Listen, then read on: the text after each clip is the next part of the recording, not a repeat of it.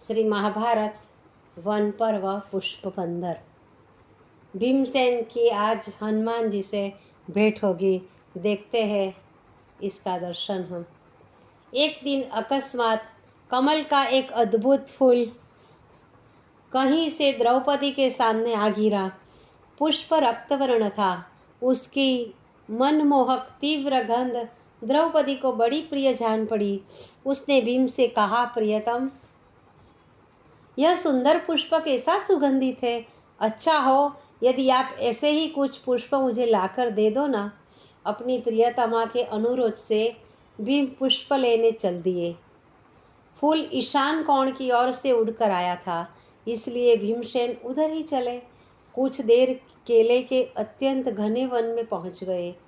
One के अति तंग मार्ग से चलते हुए केलों को उखाड़कर इधर उधर फेंकने लगे।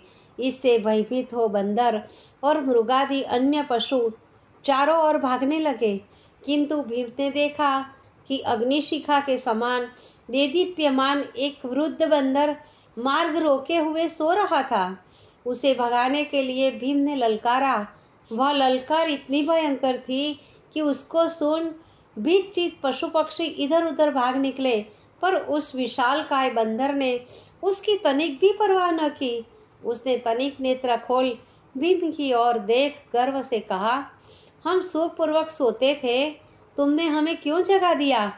बंदर की ऐसी निर्भय बात सुनकर भीम ने डपट कर उससे कहा, ओ बंदर, मार्ग छोड़कर अलग हो जा, मेरे हाथों को व्यर्थ कष्ट मत दे।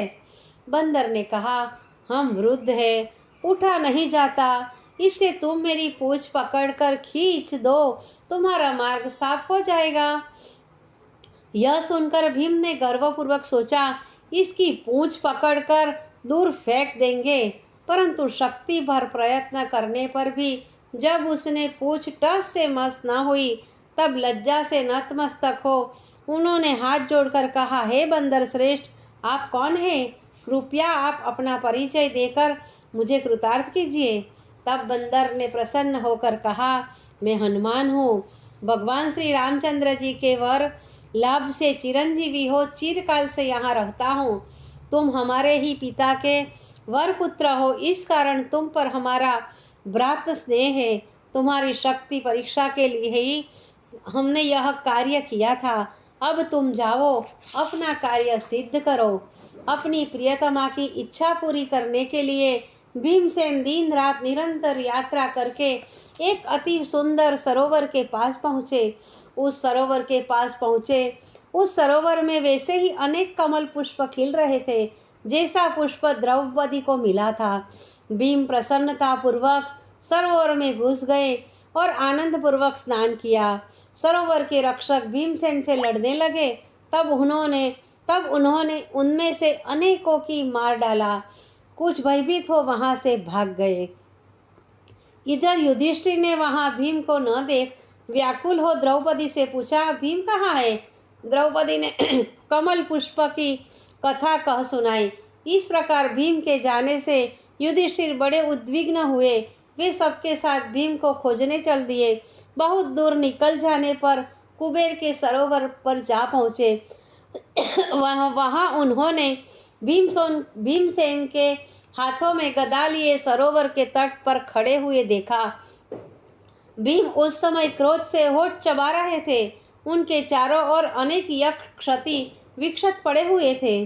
भीम को सुरक्षित देख युधिष्ठिर अत्यंत प्रसन्न हो उनसे कहने लगे, भीमसेन, जान पड़ता है तुमने किसी देवता को अवश्य अप्रसन्न किया है। भविष्य में ऐसा न करना। धर्मराज यह बातें कर ही रहे थे कि उनके आगमन का समाचार सुनकर कुबेर ने अपने विश्वास पात्र सेवक भेजकर उनका यथोचित आदर सत्कार किया तथा अर्जुन के लौटने तक उस सबको गंधमादन पर निवास करने एवं इच्छानुसार विहार करने की अनुमति दे दी। इस प्रकार भीमसेन प्रियतमा द्रौपदी को प्रसन्न कर अत्यंत आनंदित हुए।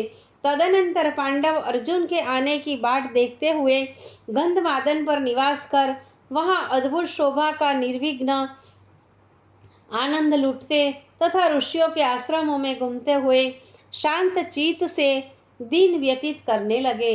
इंद्रलोक से प्राप्त अस्त्र शस्त्रों के चलाने में दक्षता प्राप्त कर अर्जुन ने मृत्युलोक में आने के लिए सुरेंद्र से स्वीकृति प्राप्त की। दिव्य वस्त्राभूषणों से सुसज्जित हो वीरवर अर्जुन इंद्र के सारथी मातली द्वारा चलित रथ पर सवार हो एकाएक गंधमादन में आ पहुँचे। पांडव उन्हें पाकर आनंदित हुए। सबसे मिल भेंट कर अर्जुन ने स्वर्ग से प्राप्त आभूषण द्रौपदी को देकर उसे प्रसन्न किया।